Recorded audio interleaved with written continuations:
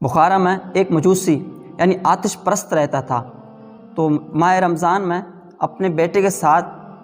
مسلمانوں کے بازار سے گزر رہا تھا، تو اس کے بیٹے نے کوئی چیز مسلمانوں کے بازار میں علل اعلان کھانی شروع کر دی، تو اس کے باپ نے بیٹے کو تھپڑ مارا اور ڈانٹتے ہوئے کہا تجھے شرم نہیں آتی کہ مسلمانوں کے بازار میں رمضان کے مہینے اب کھا رہے ہو؟ تو اس کے بیٹے نے کہا ابا جان آپ بھی تو کھاتے ہو رمضان کے مہینے میں۔ اس نے کہا کہ میں کھاتا ہوں، گھر میں چھپ کر کھاتا ہوں، مسلمانوں کے سامنے نہیں کھاتا۔ تو کچھ عرصے بعد جب اس کا انتقال ہوا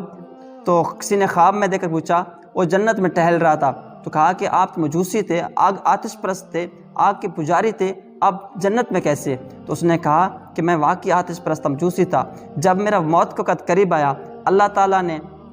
مجھے تعظیم رمضان کے سبب مجھے ایمان کی دولت سے نواز کر مجھے جنت میں داخل کر دیا۔ دیکھا اپنے رمضان مبارک کی تعظیم کے سبب ایک آتش پرست کو اللہ تعالیٰ نے اور ایمان سے نواز کر جنت کے لازوال نعمتوں سے مالا مال فرما دیا۔